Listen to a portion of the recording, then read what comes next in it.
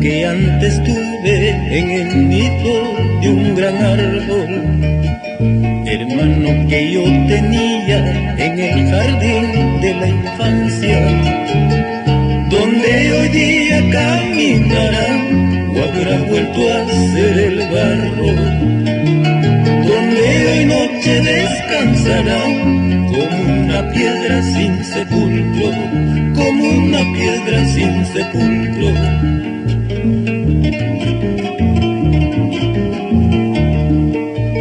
¿Acaso como las aves en las noches del invierno? ¿Acaso como gaviotas en los mares espumosos? Esquivando a las olas, tira la red a la nada. Embestido por las aguas, él recoge un pez pobre, él recoge un pez pobre.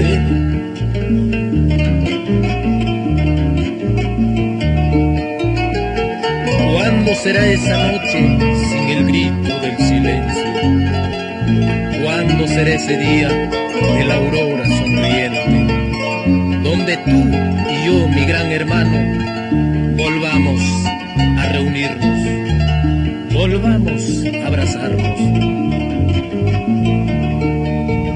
¿O estará ese mi hermano en el vientre de un cerro? ¿O estará aquel huanquille esparciendo la semilla al corazón de las rocas, con sus manos taladrando las arrugas de la tierra, masillando con la yunta, masillando con la yunta?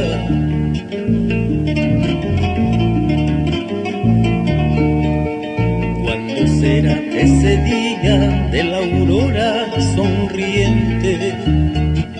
¿Cuándo será esa noche sin el grito del silencio? Tú y yo, mi gran hermano, volveremos a abrazarnos. Volveremos a reunirnos, volveremos a juntarnos, tú y yo, mi gran hermano.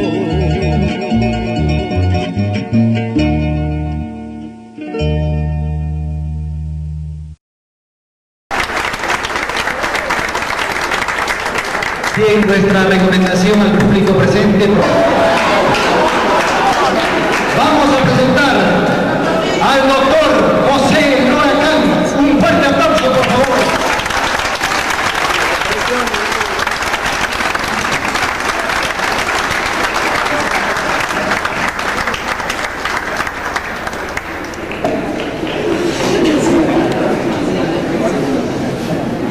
Buenas tardes. En primer lugar, quiero agradecer a los compañeros docentes, a los compañeros estudiantes y a los compañeros visitantes que han llegado del puerto de Ica. Antes de hacer un balance de mi trabajo filosófico, quiero hacer algunas aclaraciones preliminares, porque ha habido una campaña de calumnias, de difamaciones, que yo he sido agregado cultural de Fujimori, yo he sido becario de esta universidad, y finalmente cierta secta putrefacta señaló que yo ya había fallecido.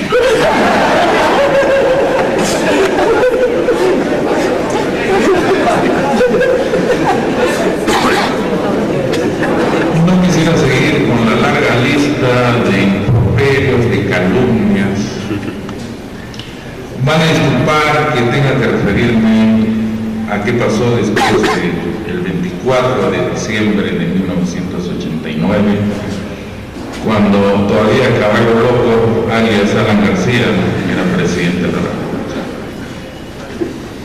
Fujimori, como ustedes recordarán, recién tomó el poder el 28 de julio del 90.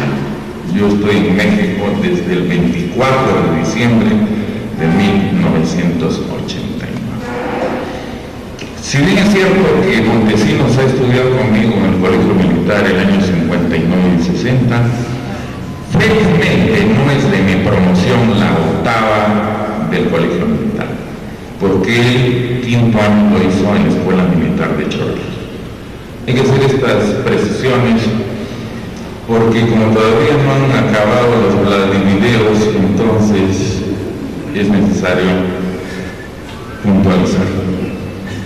En México no diré que llegué al paraíso dorado porque los únicos privilegiados son los argentinos y los chilenos, que son dueños de universidades y dueños de editoriales. Entonces, la situación, salvo unos 50 más o menos peruanos que están diseminados en la educación superior, que el 99% fueron a estudiar maestrías y se quedaron en México, ¿no? Y se llegaron a Cauca y ahí se quedaron, supongo, porque ya echaron raíces. No quisiera dar calificativos ni evaluaciones de esos 50 o más peruanos, pero realmente no es muy satisfactorio el nivel académico de estos pensadores, incluyendo algunos que están en el Sistema Nacional de Investigación, que es el sistema de prostitución del PRI, donde compran como a 15,000 profesores universitarios. Sería largo que señale yo toda la corrupción académica, parte de política, de la clase narco-política gay de México y de la prostitución durante 500 años, desde 1519 hasta el día de hoy, de los intelectuales mexicanos. Yo he trabajado en la UNAM, Universidad Nacional Autónoma de México, y tengo el orgullo y la satisfacción de que la Comisión de Títulos y Grados del Consejo Universitario de la UNAM me otorgó la suficiencia académica, que es realmente una proeza porque los mexicanos tienen como deporte joder a los extranjeros. Su mayor satisfacción, y peruanos a la cabeza, porque nos tienen, bueno, actualmente es el síndrome de China, las 24 horas se sueñan con los chinos, pero cuando escuchan Machu Picchu, Sacsayhuamán, los pobres quedan, no diré epilépticos, sino medios esquizofrénicos. Y es necesario, quería empezar con esa canción, con esas palabras. Tengo el orgullo de ser peruano.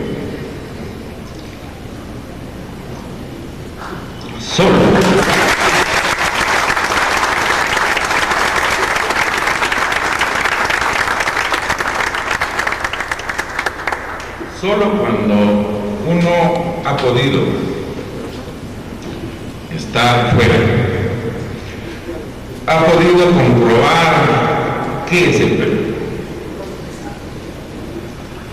No es chauvinismo, no es patrioterismo, no es xenofobia, pero la cultura material, desde las papas, los camotes, las yucas y los pescados, etcétera, etcétera. Y la cultura espiritual, hablamos de el lunarejo, Juan Espinosa Legrand, hablamos de Garcilaso, hablamos de Guamán Poma de Ayala, hablamos de Pablo de Olavide, hablamos de Eusebio Llano y Zapata, y nos quedamos unos minutos con José Carlos Mariátegui, con César Vallejo, con José María Arguedas y antes con Manuel González Prada. Ningún pueblo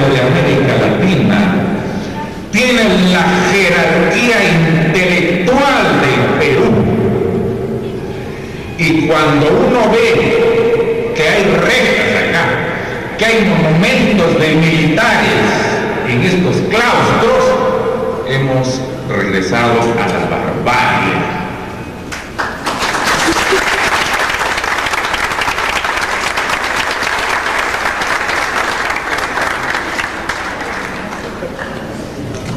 Esta breve exposición de algunos de los más grandes cerebros que ha tenido este país nos da esa certeza absoluta de que ningún país de América Latina tiene esa categoría de intelectuales. Y solo he señalado a González Prada, a Mariátegui, a Vallejo, a Arguedas, porque la lista es un poco más grande. Entonces, después de haber trabajado 3 años en la UNAM, profesor por asignatura, y solo les aclaro, para que puedan a uno otorgarle la suficiencia académica, uno primero tiene que dar clases, o sea que el que no ha dado clases, o sea, no puede ni siquiera ser previsionario de esta evaluación. Luego he trabajado en la Universidad de Baja California Sur, ahora que es Estados Unidos, por favor revisen el mapa del Atlas, ¿no? Es un estado de México de los 31, porque nos están hablando que está con Burus, no sé qué rollo. Entonces, preciso es Baja California Sur, La Paz, o sea, es México. Ahí he estado 2 años, luego he trabajado 5 años y medio en 2 maestrías en educación. He dado cursos como sociología, filosofía, pedagogía, investigación cualitativa, líneas de investigación, globalización, educación superior, casi 12 materias. Y quiero decirles que si en esta universidad durante casi 20 años solo di 3 materias, en México he dado 40 materias, empezando por la historia de México. Y en ese contexto tengo algunos trabajos, alguno que está trunco como América Latina, otro que es la Revolución Mexicana, y precisamente es otro trabajo que debe salir en México. Bueno, quiero también hacer otra precisión muy clara de que yo dejé de tener un hermano hace 13 años. Y ese no debe llevar mis apellidos, sino debe llamarse Jorge Víctor Rómulo Fujimori Montesinos. Y esto lo señalo claramente porque ha querido utilizar mi nombre y mi trabajo intelectual de 20 años en el Perú para hacer el tráfico, el negociado, el mercantilismo con 2 libros que ha publicado en Lima, que realmente son una vergüenza intelectual y más parecen trabajos policiales. Bueno, quizás los maestros sociólogos lo llevaron por esa senda de la policía. Bueno, hechas estas precisiones preliminares, realmente no quisiera yo aturdirlos el día de hoy, porque en los 3 congresos nacionales de filosofía, el 84 en San Marcos, el 86 en el Cusco y el 88 en Trujillo, hay alumnos que estuvieron de la facultad, y particularmente el doctor Oscar Barrera pueden dar testimonio de lo que pasó en esos 3 congresos. No quisiera ser grosero, pero esos 3 congresos fueron propiedad privada. Fue el único que después del primero de San Marcos di 3 conferencias en San Marcos. La primera sobre Mao, de 10 de la mañana a 4 de la tarde. Por eso no sé si hoy día van a resistir, porque no es broma, compañeros, pero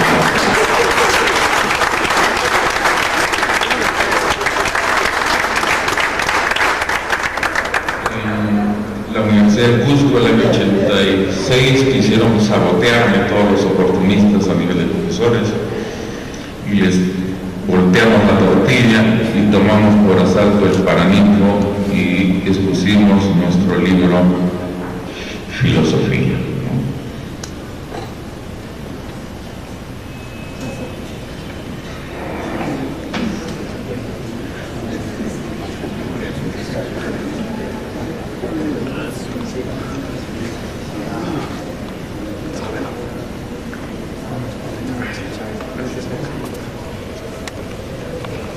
Este libro salió el año 86.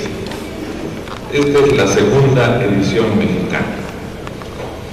En un par de semanas, un mes, sale la segunda peruana. Este libro de filosofía, yo agradezco las palabras del compañero Gamero y del compañero Álvarez.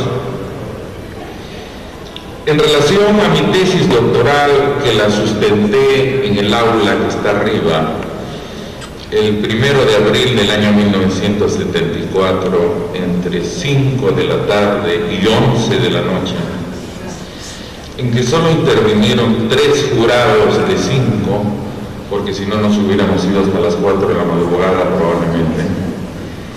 Esa tesis viene a ser el 5% de este libro de filosofía.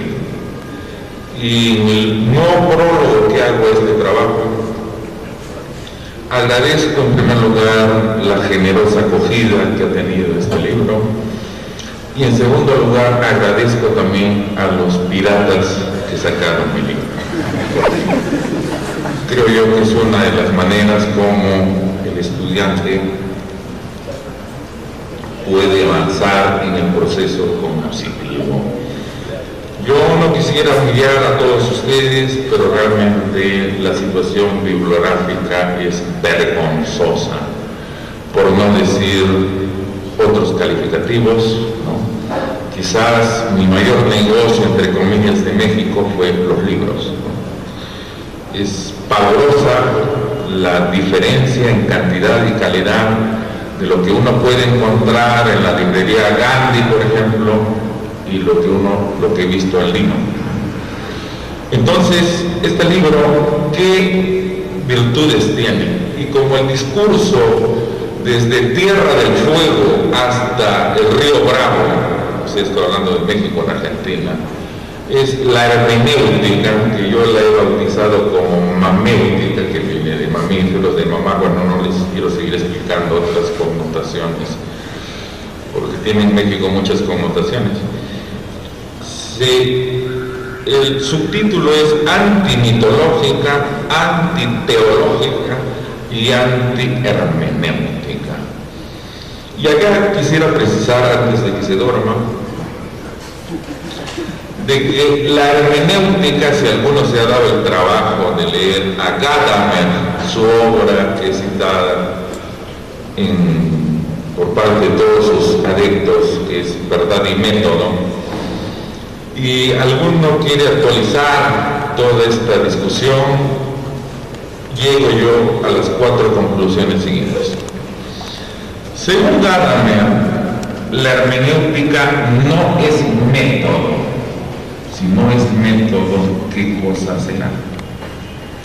¿Será el juego del esconde-esconde o del gato y el ratón? Yo no sé qué juegos esotéricos son estos de la hermenéutica. Segundo, dice Gadamer que no existen verdades universales.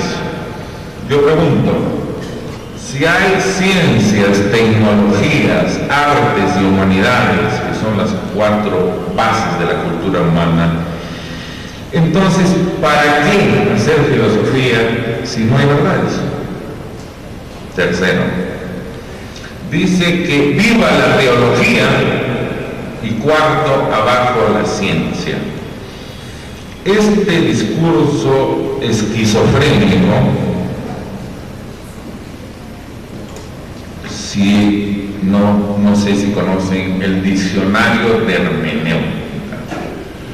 Realmente el diccionario de hermenéutica, elaborado por más de 40 profesores, la mayoría españoles, es un insulto a la inteligencia. Ustedes comparan cualquier diccionario, por ejemplo, no sé si conocen el último, Oxford, son 250 especialistas anglosajones. O Ferrater Mora, el clásico de 4 tomos. Ustedes comparan Ferrater Mora o comparan el de Oxford y van a tomar conciencia que, ¿no?, este diccionario de hermenéutica, repito, es un insulto a la inteligencia. Y el problema de la hermenéutica va de la mano con la posmodernidad, particularmente François Lyotard, donde dice que los grandes mitos han prescrito, los grandes relatos, han prescrito. Y junto a la hermenéutica y la posmodernidad hay que hablar del postestructuralismo. Para que no se hagan mayores confusiones, debo de señalar explícitamente de que la hermenéutica, la posmodernidad y el postestructuralismo lo que están planteando es el nihilismo. ¿Qué cosa es nihilismo? Simple y llanamente que uno no cree en nada de nada. Y este discurso esquizofrénico demencial es el discurso que se ha instalado, repito, haciendo un triángulo España, México hasta la Argentina, donde los que se dicen filósofos, y en unos días, esto ya me comentó el decano de la Facultad de Filosofía de San Marcos, mi amigo César Kruger, que iba a hacer un congreso ya de la filosofía gay, de la filosofía lesbiana, o sea, hablando en lenguaje popular, la filosofía de las torteras y la filosofía de los maricones. O sea, yo no sé ya qué filosofía será esa, ¿no? O sea, tal es la crisis, tal es la descomposición social, económica, política, cultural, que realmente ya, miren, yo soy consciente, cada uno tiene su preferencia, su gusto, su opción, su elección, su desviación, su perversión. Cada uno es libre. Pero en el campo de la filosofía, van a disculpar, no es una trinchera para que las lesbianas y los gays y otros por ahí, hasta los caníbales, sobre texto de la tolerancia, quieran hacer todo un caos intelectual. Y esto es lo que va a pasar en estos días en esa famosa Universidad Católica, Pontificia Católica. Bueno, una vez yo fui y ahí casi se asustaron después del Congreso de Trujillo. Bueno, ya los conozco, ¿no? Solo los miran a uno y se les cae la torre. Bueno, entonces entremos a la parte ya, después que les he dado la última conclusión que me ha gustado, con mucho trabajo, con muchas lecturas. Debo decirles, no se olviden de este lema, ¿no? Primero lean, pero no solo se lee y se repite como perico, sino la segunda parte es criticar.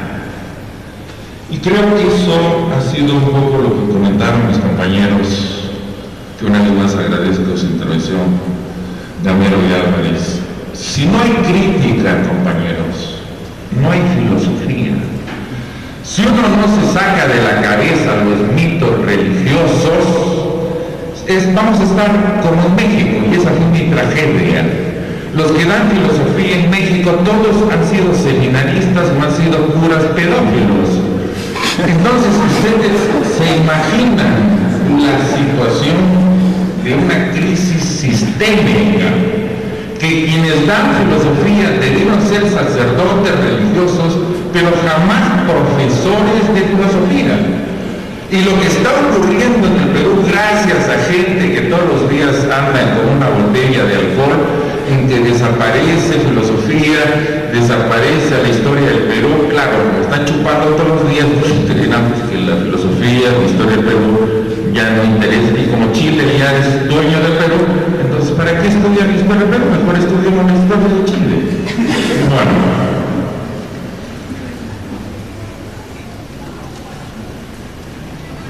Este trabajo de filosofía tiene una serie de aportes, como lo señalé en los 3 congresos, en el del Cusco, el 86, y el de Trujillo, el 88.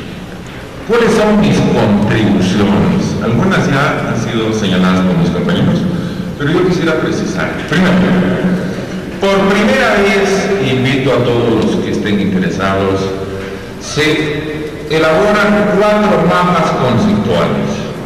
Primer mapa conceptual, que no está en ninguna introducción a la filosofía, lo que denomino concepción del mundo, que mereció que Sobrevilla me citase en la historia del Perú de 10 tomos de Mejía Marca. Si uno da la clase de filosofía y no habla, escúchenme, de religión, de moral, de arte, de derecho, de política, de educación, de ciencia y lógicamente de filosofía, ¿cómo va a poder hablar de las disciplinas filosóficas? Solo exponiendo estos 8 elementos vamos a tener una base real, entre comillas, para que a partir de esa base, o sea, del análisis científico de la religión, de la moral, del arte, del derecho, la política, la educación, la ciencia y la filosofía, sobre esa base recién vamos a poder hablar primero del pensamiento, del conocimiento, que eso se llama gnoseología. Vamos a poder hablar del pensamiento, y eso se llama lógica. Vamos a poder hablar de la ciencia, y eso es epistemología. Vamos a teorizar sobre la moral, y es la ética. Vamos a teorizar sobre el arte, es la estética. Vamos a teorizar si vivimos como seres humanos o como animales. Cuando dice Marx, el obrero solo es un ser humano, en 1844 dicen los manuscritos, cuando come, cuando bebe, cuando procrea. En esos actos animales, el obrero es un ser humano. Entonces, todo este tema de la deshumanización, la cosificación, etcétera, etcétera, es lo que probablemente corresponde a la antropología filosófica. Y finalmente, cuando ya nos quitamos los mitos religiosos, hace poco este Papa, que yo lo llamo Satanás, Juan Pablo II, espero que no sean fanáticos cristeros como los mexicanos, porque está todavía algunos puestos por la crítica a la religión, se inventó, ustedes seguro han escuchado de la Virgen de Guadalupe, se inventaron a un indio llamado Dieguito. Ese indio, según los historiadores, los verdaderos, nunca ha existido. O sea, ¿hasta dónde llega la patraña religiosa que se fabrica un indio que nunca ha existido? Bueno,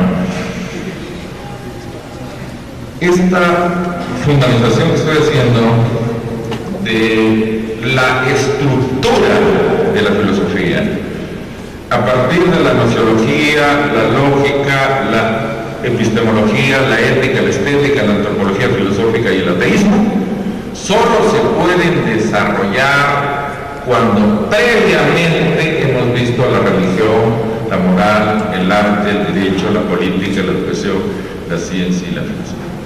En ninguna introducción a la filosofía aparece esto de la concepción del mundo.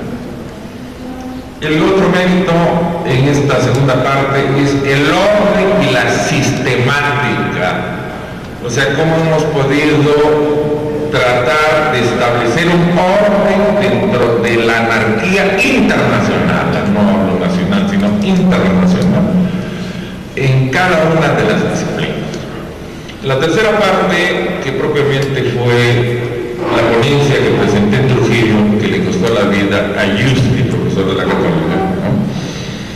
En esa tercera parte formulamos 2 leyes, y van a disculpar que sea grosero, esas son leyes que yo, modestia aparte, las he creado.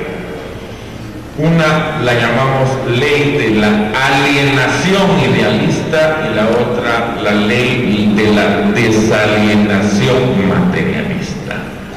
Lo que queremos demostrar es que en la filosofía griega, medieval, moderna y contemporánea, mientras los materialistas se acercan a la realidad, podemos empezar con Tales, de Mileto, Anaximano, Anaxímenes, Heráclito, Fenómenes, Empédocles, Anaxágora, Leucipo, Demócrito, Epicuro. ¿Qué estoy hablando? Estoy hablando del aire, el agua, la tierra y el fuego. Leucipo, Demócrito de Ardera y Epicuro usamos los átomos.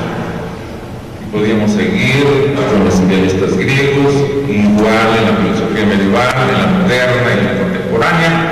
Entonces van a disculpar, pero estos son aportes a la filosofía.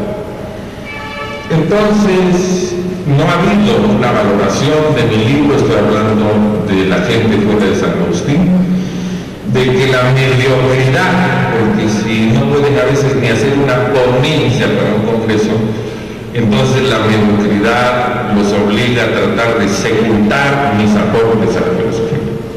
Y por eso yo, de forma petulante y arrogante, intitulé un trabajo que no han dejado exponer a mi querido amigo Pedro Álvarez, aportes a la filosofía, porque él se quedó en el método dialéctico, porque ustedes no han estado muy corteses y educados en el libro.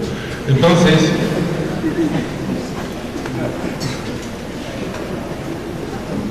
la cuarta parte del libro. Años A, los que estudiaban particularmente ciencias sociales, sociología, historia, trabajo social, etc., llevaban generalmente dos cursos: el curso de filosofía, como con secciones filosóficas, y el curso de materialismo dialéctico.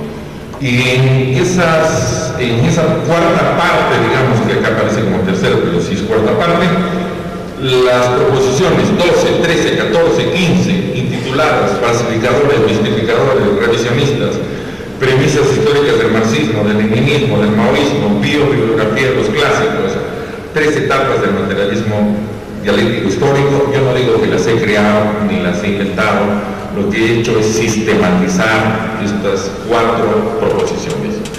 Problema fundamental en materia de conciencia, espacio, tiempo, movimiento, dialéctica, leyes, eso ya es algo establecido. Lo que yo he cuestionado es en la proposición 20 el problema de las categorías. Lo que yo he cuestionado es en la proposición 20 el problema de las categorías. Es el libro que ha sido analizado en parte por el compañero Álvarez, donde yo creo demostrar, sobre la base de Marx, Engels y Lenin y de la propia bibliografía soviética, de que el planteamiento del sistema de categorías es idealista y es metafísico.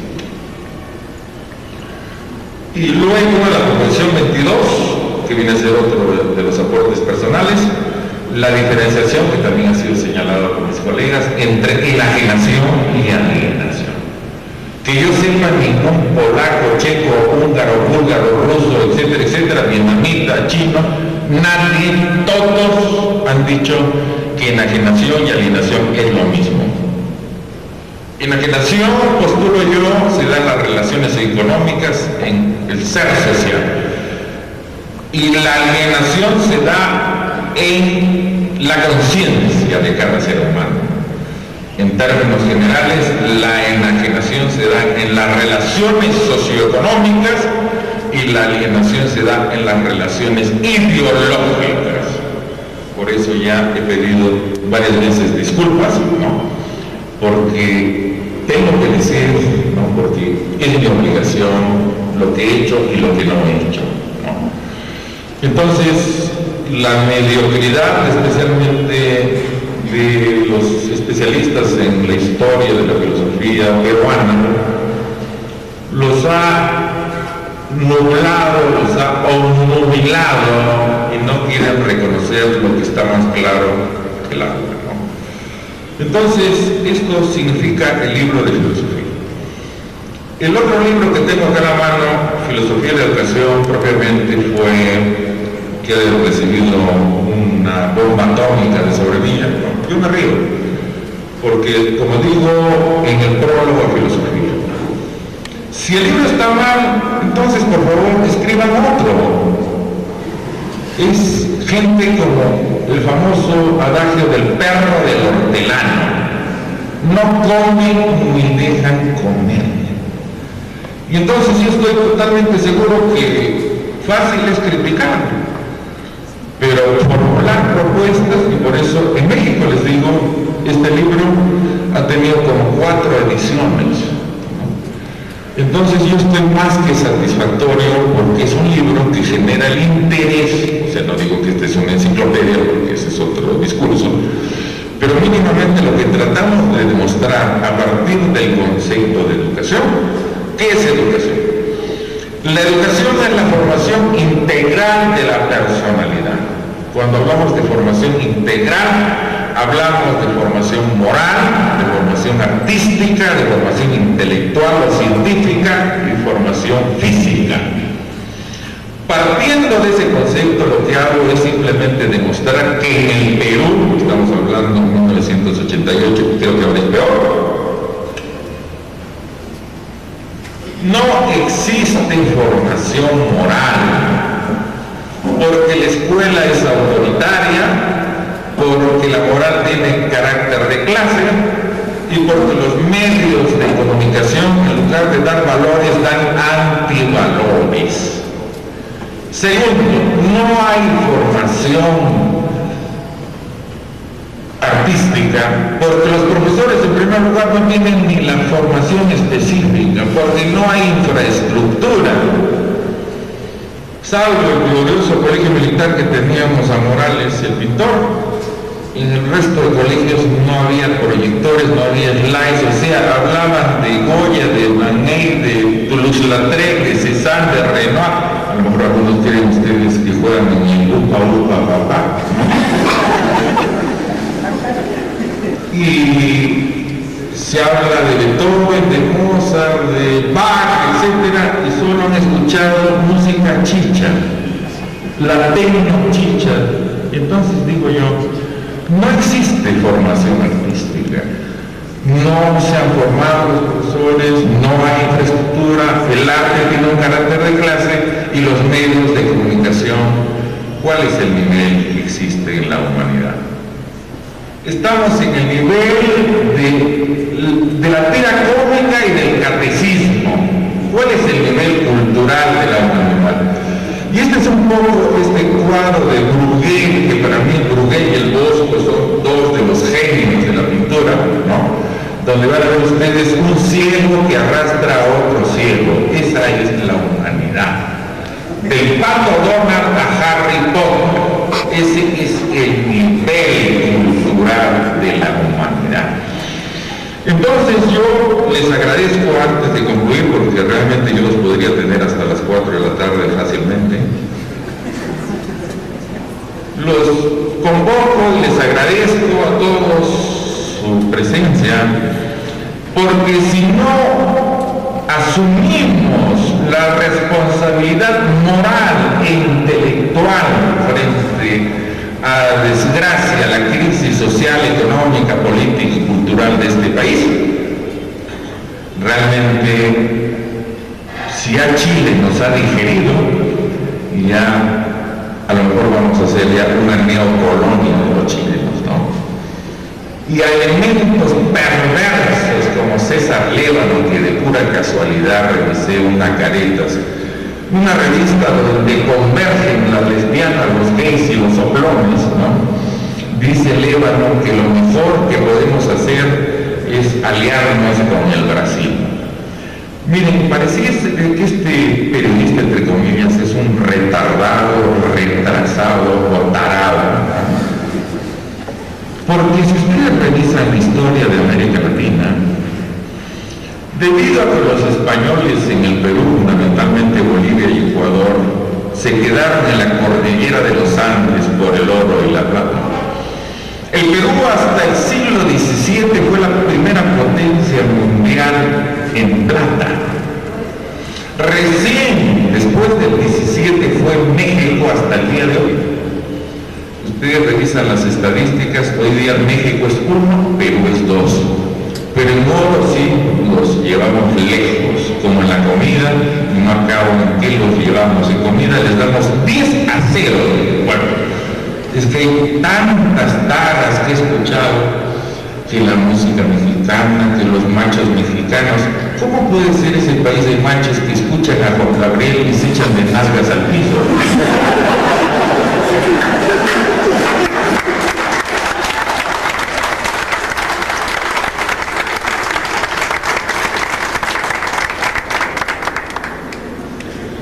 Entonces, este llamado a tomar conciencia de nuestras responsabilidades morales e intelectuales debe estar en una propuesta que está en este trabajo Filosofía y la Educación, donde demostramos que no hay formación moral, no hay formación artística, no hay formación intelectual en las materias cursos.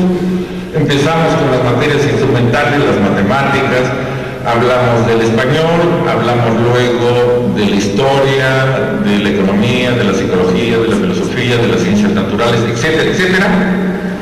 Y no solo criticamos, es que sobre Villa parece que esa noche se le apagó la luz, ¿no?, en Lima. Y no solo criticamos, sino damos propuestas. Porque les he dicho, criticar es lo más fácil del mundo. Pero además de la crítica, hay propuestas. Y en el caso de todo el sistema educativo, planteamos, por ejemplo, la evaluación semestral de los profesores. Escuchen bien, por favor. Escuchen bien. Y esto no se les va a entrar por una oreja y se les va a salir por otro orificio posterior. Si solo se lograse la evaluación semestral, y esto sí es algo positivo en México, hay varias universidades privadas de las grandes ligas, hablamos de la Iberoamericana, la Intercontinental, la Panamericana, el Tecnológico de Monterrey, etcétera, que cada semestre evalúan a los profesores. Los que salen desaprobados los mandan al zoológico de Chapultepec.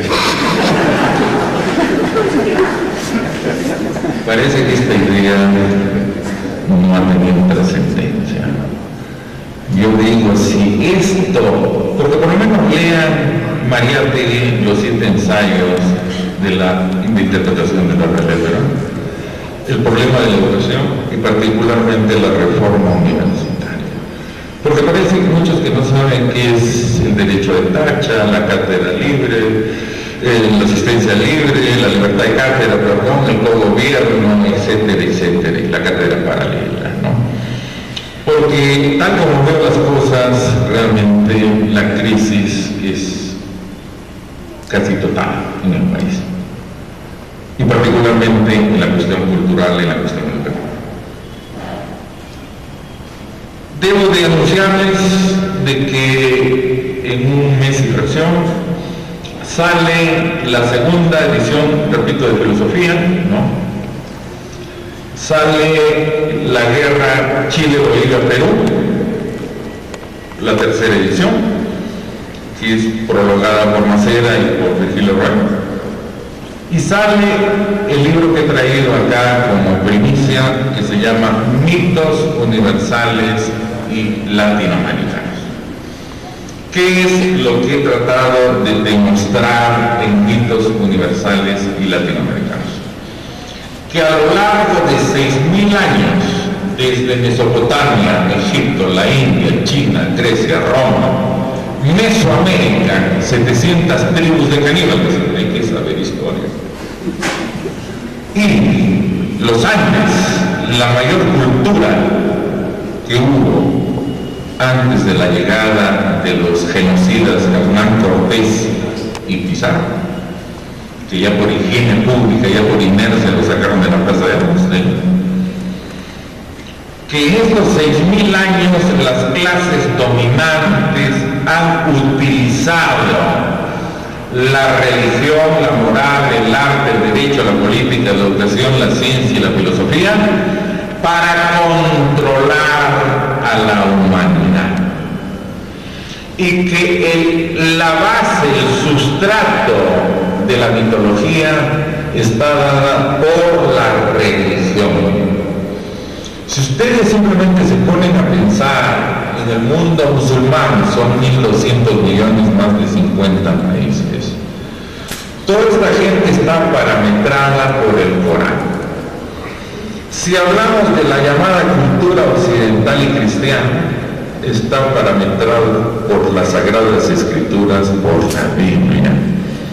Yo por lo menos les recomiendo el Cantar de los Cantares de Salomón, que parecen páginas extraídas de Playboy, ¿no?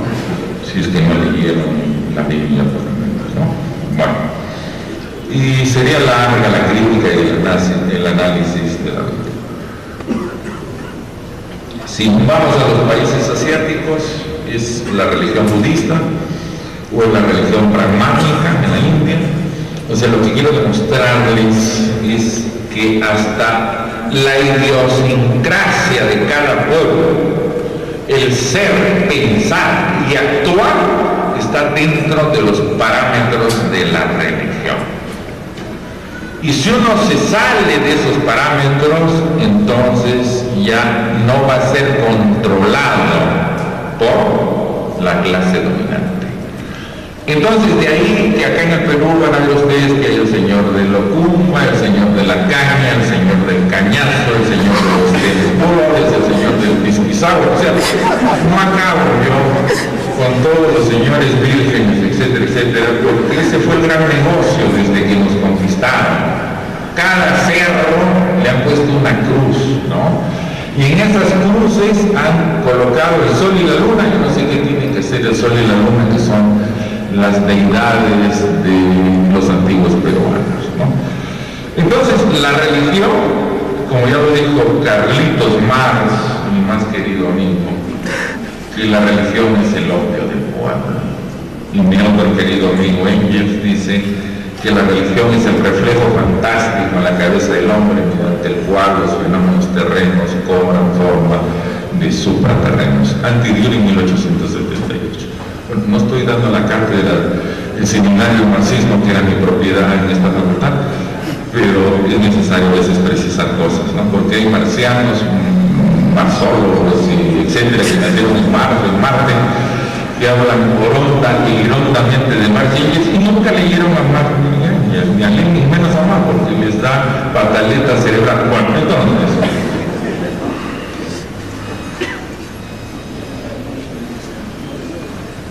¿qué otros textos, decía, salen? El de filosofía, sale el de la guerra con Chile. Para mí realmente ha sido más que satisfactorio este libro. Yo, para disculpar, no pretendo ser historiador, no quiero arrogarme situaciones intelectuales de las que no, digamos, académicamente estudiar. Pero sí lo que quiero señalar es de que analizando, estamos hablando del 79, del 80, ¿no? De que todos los más eminentes jóvenes, no tan jóvenes, ¿no? La mayoría que habían venido reciclados de Europa, ¿no? Que habían sido alumnos de Ruggiero Romano, de historiadores de primer orden en Europa. No critico, espero que me entiendan, ¿no? Se dedicaron a hacer trabajos monográficos. O sea, yo no digo que esto esté mal, sino simplemente digo que se dedicaron a eso, ¿no? O sea, no es una crítica, sino es un señalamiento. Entonces uno escribió sobre, por decir, las lanas, el otro escribió sobre las haciendas, el otro escribió sobre la pesca, el otro escribió sobre el movimiento obrero, el otro sobre el movimiento campesino, sobre los intelectuales, etcétera, etcétera, etcétera. Entonces, la impresión que tuve, y lo tengo hasta el día de hoy, es que estos compañeros distinguidos y eméritos historiadores, ¿no? Burga, Yepes, Capsoli, etcétera, etcétera, no podían, en mi opinión, y eso se comprobó después del 80, son 24 años transcurridos, enfocar la guerra que nos declaró Chile contra Bolivia y el Perú. Porque simplemente podían hacer una sumatoria cronológica de batallas, de combates, de negociaciones, etcétera, etcétera, pero no podían explicar por qué. Primero, causas de la guerra. Las causas de la guerra son básicamente tres. La política de la oligarquía chilena, y eso reza tanto en el escudo, no sé si han visto el escudo de Chile, que dice por la razón o la fuerza. Y la clase dominante chilena siempre fue la más leal a Inglaterra y ahora a Estados Unidos, ¿no? Por eso Chile es la niña mimada de Estados Unidos y de Inglaterra. Es necesario precisar estas situaciones porque si no, no vamos a entender qué es lo que está pasando hoy en día. El segundo asunto fue ya la política de Inglaterra que propiamente dominó el mundo entre 1800, diríamos, hasta 1919, cuando concluye la Primera Guerra Mundial. Porque ya cuando Europa era un cementerio, entonces aparecen los yanquis, ¿no? Igual que en la Segunda Guerra Mundial. Cuando ya todos se mataron, aparecen los jóvenes, entre comillas, pistoleros. Bueno. Entonces, esta situación de que Inglaterra armó, igual que Alemania, ¿no? Porque ya Alemania era Estado con Bismarck en 1871, los chilenos utilizaron cañones Krupp, ¿no? O sea, si hacemos una comparación, Chile nos llevaba 10-1 en lo que se refiere a armamento, en lo que se refiere a la marina, fundamentalmente. Entonces, estos tres aspectos, la política de la oligarquía chilena, la intervención de Inglaterra y la crisis de la economía chilena fueron las causas principales de la guerra del Guano y del Salitre. Las causas de la derrota, y creo que modestia aparte es lo que me parece a mí lo más importante en mi trabajo, ¿no? Es explicar desde el aparato productivo del Perú entre 1821 y 1879 hasta el problema militar, haciendo ya la comparación entre el ejército de Chile, el ejército de Bolivia, que era una caricatura, y el ejército de Perú. Entonces, a lo largo de este análisis que se llama causas de la derrota, quiero simplemente, dentro de fenómenos de corrupción, es que la corrupción ya la trajo Pizarro hasta el día de hoy, ¿no? Ya la orgía de la corrupción fue con Fujimori y Montesinos, ya no estoy hablando de mi hermano, pero sí va por ahí, y también, ¿no?, con gente que ustedes la conocen, pero que parece que se les nubló el sol, ¿no es cierto? Esa orgía que se dio entre 1840, fundamentalmente, y 1879, se refiere a la consolidación, o sea, cómo se fabricaban papeles, ¿no?, con firmas de San Martín, de Bolívar, etc., el negociado de los esclavos, el tráfico de los culichinos, el negociado del guano, el negociado del salitre, el negociado de los ferrocarriles, el negociado de los bancos, o sea, todas las fechorías que hizo la clase dominante peruana. Y esta clase, esta burguesía burocrática intermediaria y los terratenientes, o sea, festinaron 40 años, como dijo José Arnaldo Márquez, en una orgía, que cuando Chile, que se preparó 10 años mínimamente para la guerra, el Perú no tenía fusiles, no tenía cañones, y un ejército, hasta ahora no me explico, en que los oficiales mestizos blancos hablaban español y la tropa era india que hablaba quechua. O sea, no sé cómo se comunicaban, si por humo, por señales, no, hasta ahora no he podido entender cómo era este ejército, ¿no? Por eso dice González Prado, eran señores feudales que llevaban a los siervos a la guerra. Y esa frase creo que sintetiza mucho esta tragedia. Pero para mí la clase dominante de este país, por eso es que Bolívar ya en 1821 hasta el 24, se quedó hasta el 27, destrozó este país. Y todavía hay hijos, no quiero decir a la peruana, sino a la mexicana, hijos de la chingada, espero que sean inteligentes y ya saben la analogía, de que hay una aula que se llama Simón Bolívar, y a Simón Bolívar, carajo, lo llaman para arriba y para abajo, cuando este hijo de puta, ¿qué cosa hizo? Nos partió la madre y nos fabricó el Ecuador y nos fabricó Bolivia. Es el ABC de la historia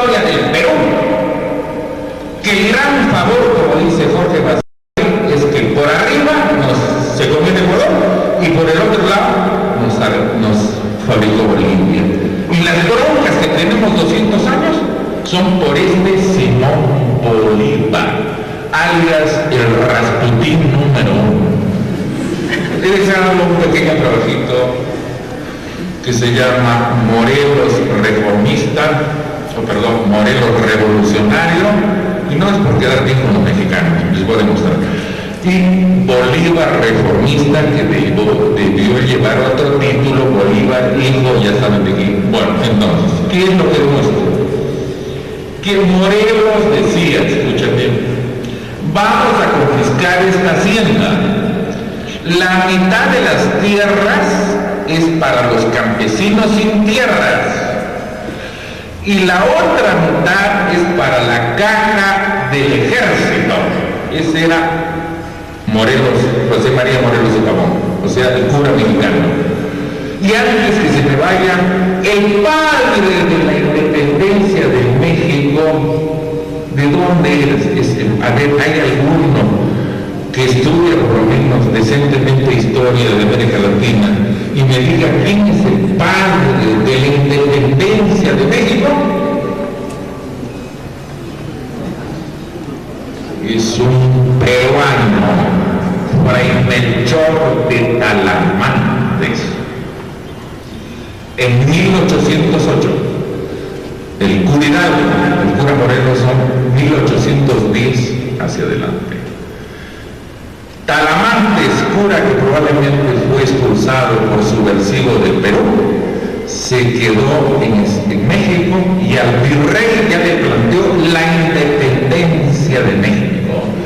Y este cura, que es el padre de la independencia de México, lo metieron los españoles a San Juan de Ulúa, que es por decir el frontón, ¿no?, donde debe estar Ana García. Entonces lo metió a San Juan de Ulúa y ahí se pudrió Fray Melchor de Talamantes. Esa ha sido otra de las cosas que México me ha permitido conocer el peso de los peruanos. Dentro de los fundadores del Partido Comunista de México también hay peruanos. O sea, qué satisfacciones, Jacobo Urbis, Machea, etcétera, de cómo los peruanos siempre han tenido hormonas, pero parece que no sé qué está pasando últimamente. Debe ser tanto pollo o algo de eso, ya se están afectando el sistema genético. Bueno,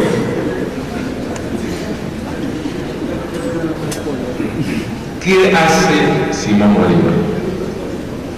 Yo tengo, van a disculpar, tengo en México 15,000 libros, ¿no? O sea, no quiero traumarlos esta mañana, aparte de los 10,000 que los conoce el 8 de México. Entonces, he encontrado yo biografía de Colombia, de Venezuela, de Bolivia, de todo lado, ¿no? Y entonces, donde están, por ejemplo, los decretos de Simón Bolívar. ¿Qué hacía Simón Bolívar? Decía, confisco esta hacienda y se la doy a mi general tal o al otro general. O sea, Bolívar era un jefe de bandoleros y de cabrones que lo que hicieron fue convertirse en los más grandes terratenientes de Venezuela, empezando con Páez, de Colombia, empezando con Santander, y del Ecuador con Flores. Eso fue Simón Bolívar. La unidad de América Latina, cuando el Perú lo trizó en tres, ¿de qué unidad podía hablar Simón Bolívar? Y finalmente, lo que dice Leach, que es el más grande especialista en movimientos de la independencia inglés, lo único que quería Simón Bolívar era que la Gran Colombia y el resto de países andinos fuesen colonias de Inglaterra. Eso es todo. Ese es el cuento que Fidel Castro todavía se la cree, que Hugo Chávez en Venezuela todavía se la cree. Eso no es la historia. Van a disculpar, yo no soy historiador, pero soy apasionado de la historia. Porque creo yo que si como peruano yo no sé la historia de mi tierra, es como que si no supiese quién es mi padre ni mi madre, pues son los hijos perdidos que andan tomando whisky todos los días. Bueno, entonces, parece que muchos no tienen imaginación.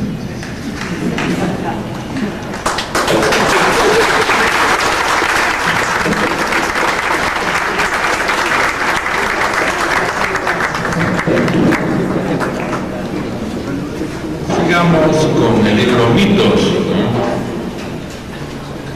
Señalábamos que lo que pretendemos demostrar que a lo largo de 6 milenios las clases dominantes manejan a la humanidad básicamente a partir de la religión hasta llegar a la filosofía.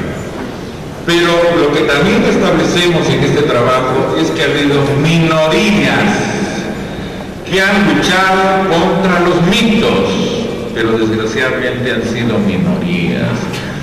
Y cuando hablaba de Tales, de Anaximandro, de Anaxímenes, de Heráclito, de Genófanes, de Anaxágoras, de Empédocles, de Leucipo, de Demócrito y de Epicuro, hay que destacar a Heráclito, a Genófanes, a Demócrito y a Epicuro, a Tito Lucrecio Caro en Roma, a Occam en la filosofía medieval, y particularmente la moderna a Holbach, y aquí también quisiera recordar a Diderot, que también otro peruano que lo he mencionado minutos atrás. O sea, cómo el Perú se da esos lujos.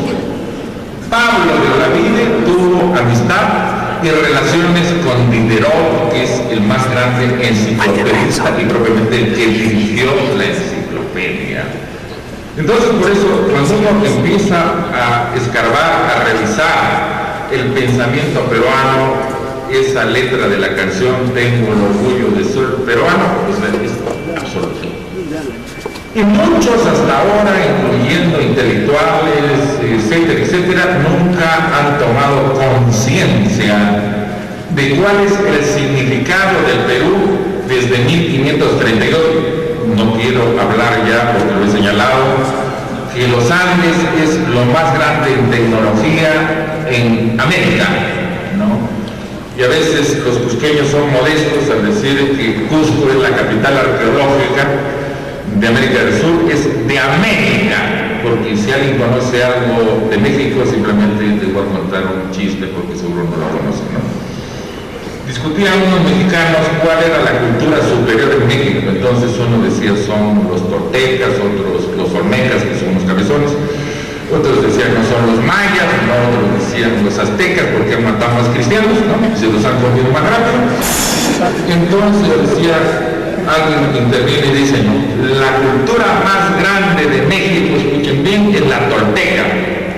¿Por qué la tolteca? Porque si van a México algún día, o algunos conocen en las pirámides de Teotihuacán, pero todas las pirámides son full cemento tolteca. Si no agarraron la onda que dicen que el sol les afecta al cerebro. O sea, han fabricado todo eso. Cusco es la capital arqueológica de América y es un museo viviente la ciudad. De la gran Tenochtitlán, que vivían 200,000, no quedó nada de nada gracias a Hernán Cortés. Con el agua y el fuego desapareció Tenochtitlán, pero sí quedó Cusco, Perú. Bueno, entonces eso era cuál era la más grande que eran los toltecas. Yo quisiera ahí también hacer un comentario sobre la base de Conrad de Marés, no sé si ese libro llegó por acá, que se llama Religión e Imperio. En este trabajo de Conrad y de Marés se hace una comparación entre el imperio azteca y el imperio de los incas. Primero, nunca hubo imperio azteca, escuchen bien, ¿no? Lo que hubo simplemente fue una confederación, porque de 700 tribus, eso lo dicen los expertos, solo los aztecas conquistaron 38 pueblos. O sea, escuchen bien, de 700, o sea, ni siquiera el 10%. Los incas fueron un imperio, porque saben ustedes que el sur de Colombia, Ecuador, Perú, Bolivia, norte de Chile y norte de la Argentina, eso era el imperio de los incas, el único imperio. La pregunta es, ¿por qué los imperios? Entonces hay la siguiente respuesta.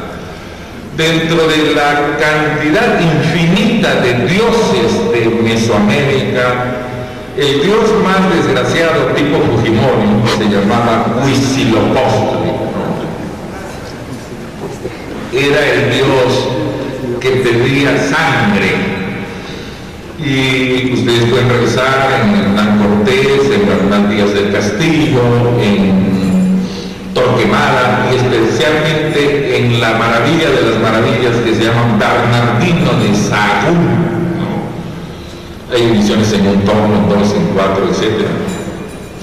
Donde Sahagún convocó a los caciques mexicanos y a partir de las informaciones de ellos cruzaron todas las informaciones, por eso dicen que es uno de los padres de la antropología, y llegó Sahagún a señalar día por día de los 35, además ellos tenían calendario de 20 meses, por si acaso. O sea, todos están jodidos en relación a los incas, todo. Entonces, día por día, qué fiestas y qué sacrificios. Entonces, los sacrificios, se habla que había hasta 10.000, 5.000 diarios. Los subían ahí a la pirámide. La pirámide era un centro terrorista. O sea, para asustar a la gente, subían al azteca o al mexica, arriba le sacaban el corazón con unos instrumentos bien salvajes, no sé, pero casi a pedradas se lo sacaban el corazón, se lo comían y al mesoamericano o al mexicano lo lanzaban de la pirámide y abajo se lo llevaban y después ya partían. ¿No? ¿Qué quieres comer? Pierna, muslo, pechuga. Ustedes se ríen de la historia, por eso los mexicanos están jodidos con nosotros, porque están traumados por su canibalismo. Hablo de los intelectuales, ¿no? ¿Cómo no van a vivir traumados si tienen el pasado de caníbales? ¿Qué pasó con el Perú? Y este es el chiste. Otro de los negocios es el culto a la muerte. Y los mexicanos hacen toda una mitología sobre la muerte, que México, que sí, bueno, miren. En el Perú, cada inca que moría seguía dueño de sus palacios, de sus tierras en costa, sierra y selva. Conclusión. El nuevo inca, cuando llegaba al poder, no tenía ni palacio, ni tierras, ni en la selva, ni en la costa, ni en la sierra. Entonces, Conrad y Guimarães tratan de explicar que los incas se expandieron porque cada nuevo inca no tenía nada. Y al no tener nada, entonces vino el imperialismo, entre comillas, inca. Y por eso fue el único imperio y el más grande imperio. Y las momias de los incas, y eso es pues lo que realmente es surrealista, las llevaban a pasear, o sea, la momia seguía viviendo, ¿no? Y entonces cuando los mexicanos dicen que la muerte, si se comían a sus papás, entonces ¿de qué culto a la muerte están hablando estos caníbales?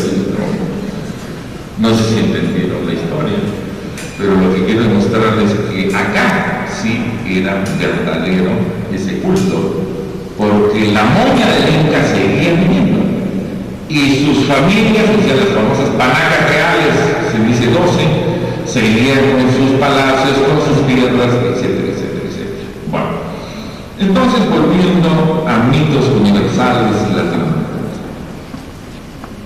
En este trabajo señalaba que la base era la religión, pero que todo esto se va a dar en la política, por ejemplo, los mitos de la democracia, ¿no? Sería largo hablar, la ven todos los días, es una hermosa democracia, pues todos los días cambian el gabinete, la sacan a la gorda, la meten a la placa, o sea, es una arquitectura churrigueresca, por no decir otra cosa, ¿no? La acusan que es tortera, entonces, si a eso hablar ya de filosofía política no acabo esta ocasión, ¿no? Entonces tienen esto de la democracia, ¿no? Que es casi como otros que son fanáticos de la globalización, del neoliberalismo, etcétera, etcétera, ¿no? Entonces ya están viendo ustedes que desgraciadamente ¿quiénes protestan más contra la globalización? Quienes protestan más contra la globalización son los europeos, son los yanquis. Y el tercer mundo, vean los noticieros. O sea, ¿dónde está América Latina? ¿Dónde está el África? Eso está fuera de la historia. Entonces, lo que está pasando, les estoy señalando, ¿no? Que estamos en una cultura de la barbarie que realmente no sé hasta dónde vamos a llegar. Me he dado el lujo, entre comillas, de hacer análisis sobre cómo la religión ha manejado el arte, que para mí lo es lo más grotesco, ¿no?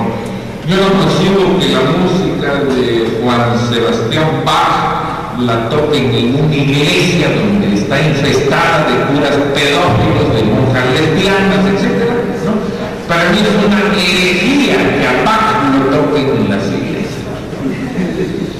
Escuchar las marchas cuasi militares de Beethoven, bueno, pero lo que voy es que hemos entrado a cómo en 6.000 años, vean ustedes las sinagogas de los judíos, vean las pagodas de los budistas, vean las mezquitas de los musulmanes, las catedrales de los católicos, y van a ver qué quiero demostrar.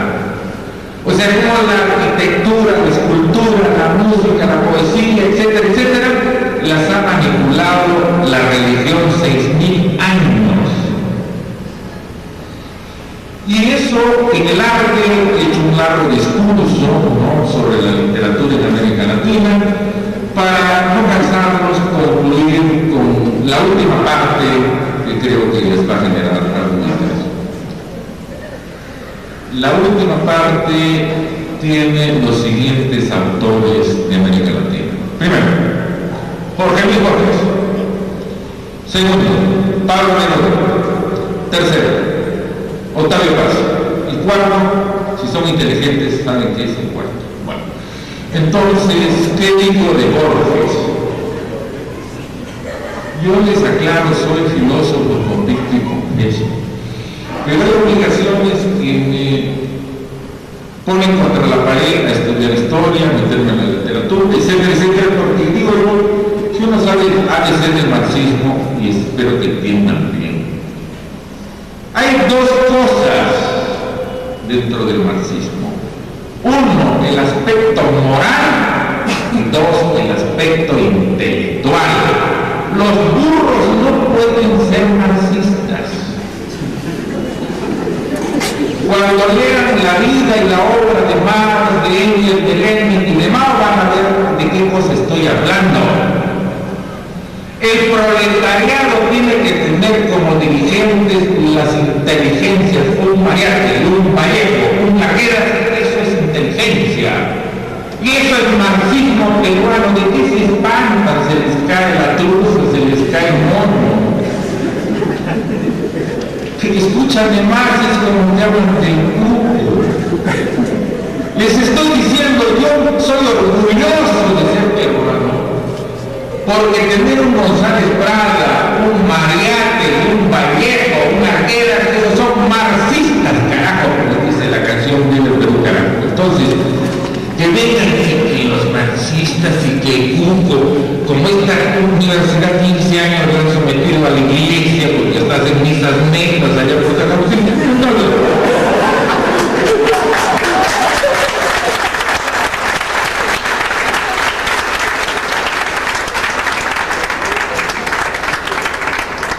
Vamos al análisis científico.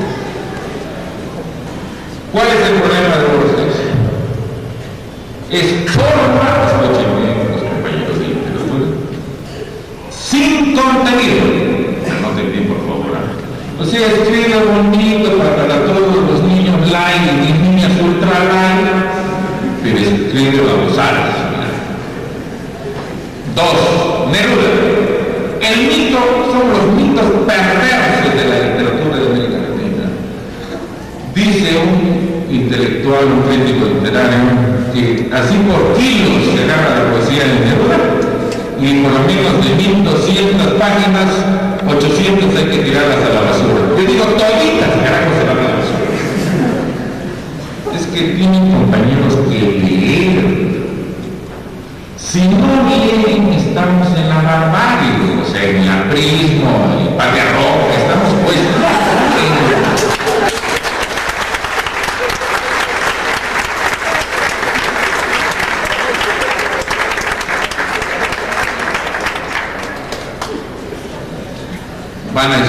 otra confesión personal.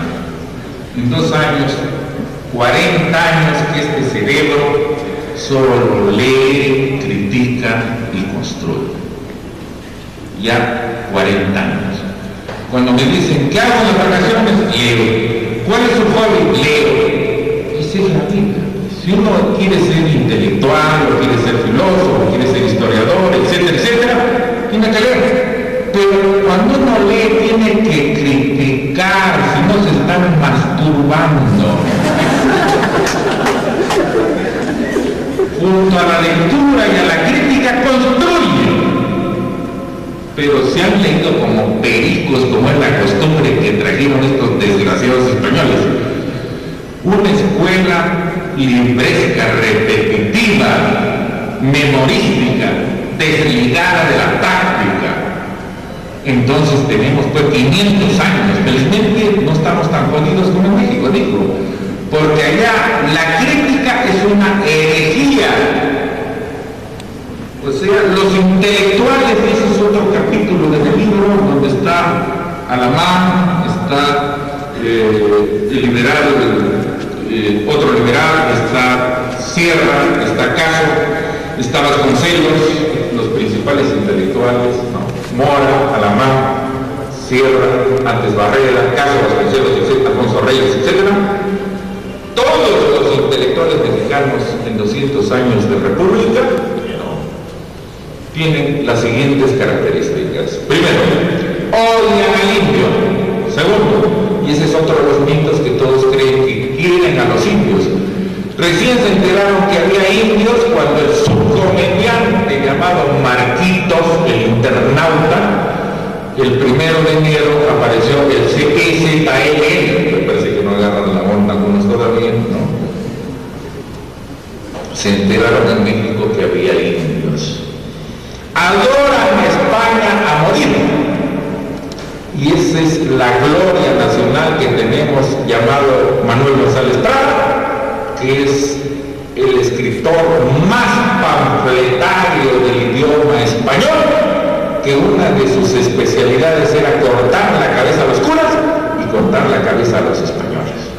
O sea, esa herencia tenemos, la decencia, desde el arte cusqueño. No sé si hay algunos acá de este pueblo tan maravilloso, de que en el Cusco el arte que tenemos es único, el arte virreinal. Cuando están los arcángeles con arcabuces, ¿dónde se ha visto arcángeles terroristas? Donde aparece la Virgen de la Leche con un seno, por decir otra cosa, al aire. ¿Dónde? Esas son herejías. Donde me parece que en el convento de la Merced hay una guerra entre indios y españoles y las flechas regresan. Y la otra maravilla que no he podido, sino ya después me comentaron, que está un poquito alejada de Cusco, hay una iglesia, una capilla, donde aparecen los dos caminos, el camino al cielo y el camino al infierno. ¿Y quiénes se van al cielo? Los indios, lógicamente. ¿Y qué se van a joder al infierno? Los españoles. Entonces, ese arte es único. Esto en México, disculpen, eso jamás puede existir. Porque la conquista fue tan salvaje que les metieron la espada y la cruz, los jodieron 500 años hasta el día de hoy. Pueblo más fanático, patriotera, chauvinista y estúpido no lo visto, con honrosas excepciones que hay en todo el mundo. Bueno, entonces volvamos a la poesía. Van a disculpar estos deslices, pero a veces hay que ponerse todos los cables para agarrar todos los circuitos. Bueno, entonces estaba señalando que Neruda es contenido, para no ser muy radical, sin forma. Vean la poesía de Neruda. Oda al conejo, oda al pescado, oda al bacalao. Ya dice Volodya Peitimo, que es su compatriota, dice que ya de joven y de grande le decían el poeta gallinazo. Escuchen bien.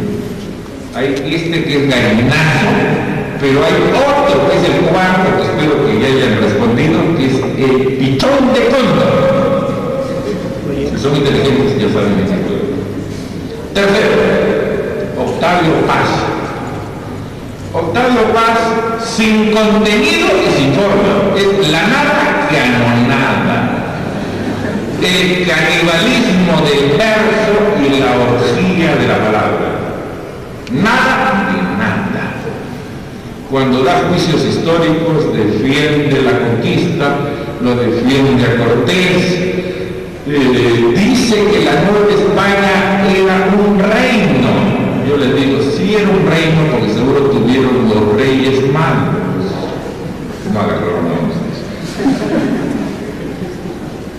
Si uno dice que el reino tiene que tener reyes, y tal es el nivel de retardados que hay un monumento famosísimo que está frente al Palacio Postal en el Centro Histórico de México, en homenaje a Carlos IV.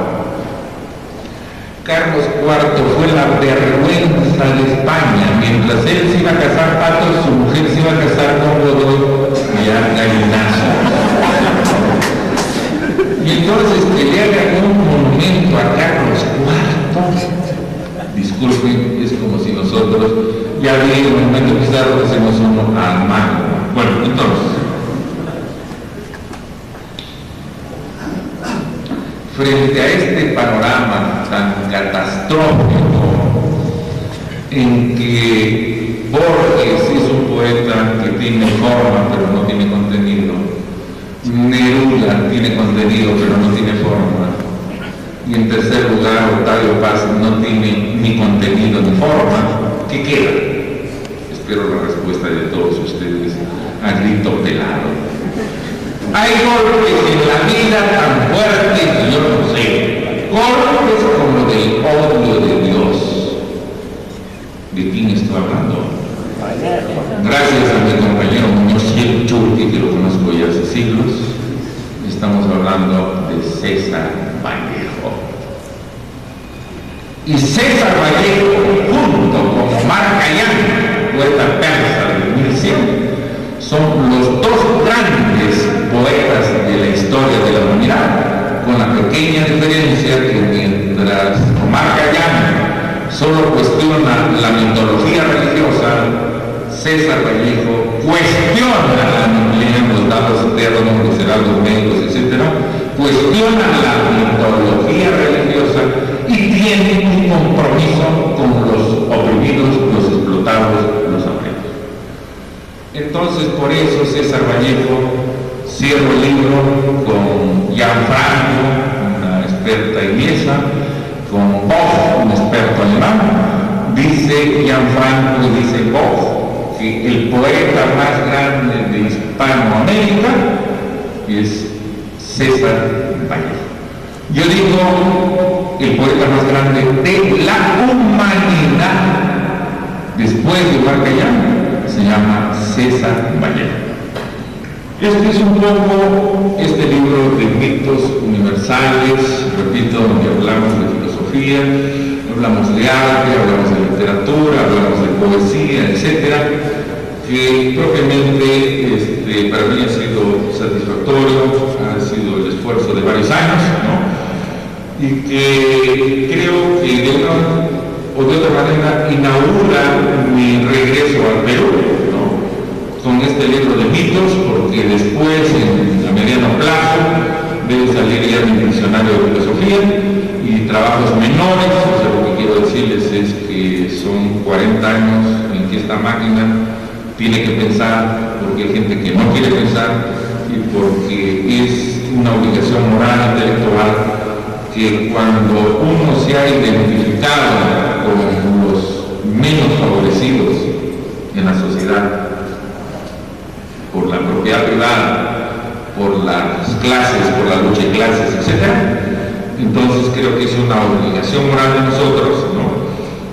Hacer los mínimos esfuerzos, ¿no?, de colaborar en la creación de un pensamiento que esté al servicio de las grandes mayorías alienadas y de las minorías, porque felizmente veo varias, ¿no?, pero desgraciadamente somos minorías ilustradas, pero que tenemos un compromiso en un proyecto igualitario, donde, como dijeron Hipias y Antifonte, grandes sofistas griegos, ¿no?, todos hombres seamos iguales por encima de las clases y por encima de las razas.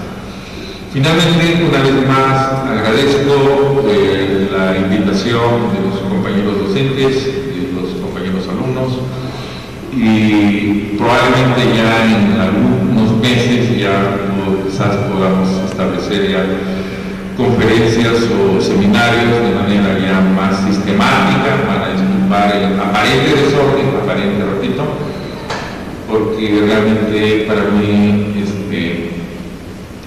ha sido muy emotivo, ¿no?, el recibimiento que me han hecho, ¿no? Yo jamás esperaba esto, y lo único que quiero es obligadamente señalar que el resto de mis días van a seguir, ¿no?, como se dice en México, nunca me he rajado, nunca me he quebrado, ¿no? A diferencia de mi hermanito Fujimori Montesinos, yo mantengo una línea, ¿no? Y es una línea, es una tradición familiar que este miserable, oportunista, vividor y traficante, ¿no?, o sea, ha traicionado eso, ¿no? Y cuando alguien traiciona eso, lo único que merece es el repudio, porque acá por encima de la familia son los principios, porque si nosotros somos los primeros en el alcahuetear a los familiares, eso no es marxismo.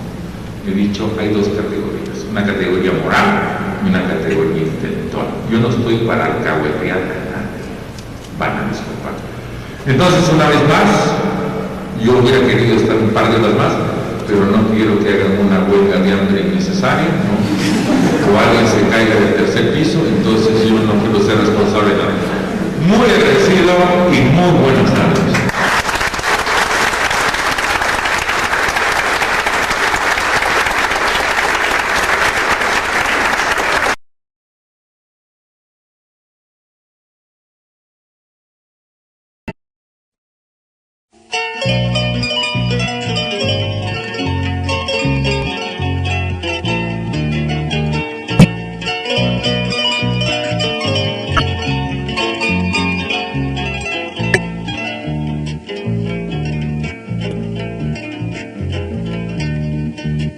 Yo no quiero ser el hombre que se ahoga en su llanto, de rodillas echa llagas que se postra al tirano, de rodillas echa llagas que se postra al tirano.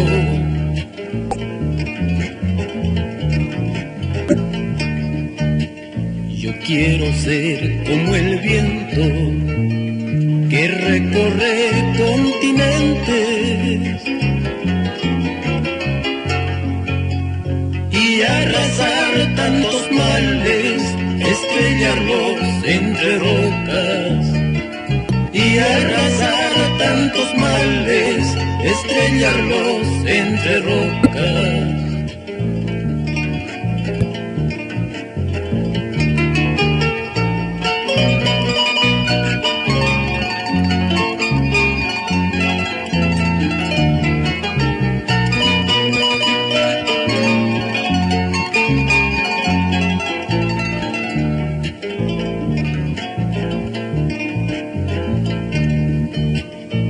Quiero ser el verdugo que de sangre mancha el mundo,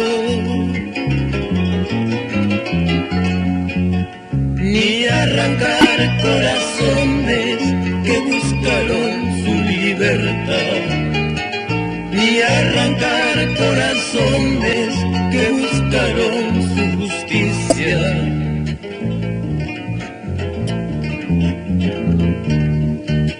Yo quiero ser el hermano que da mano al caído y abrazados férreamente vencer mundos enemigos, y abrazados férreamente vencer mundos que oprimen.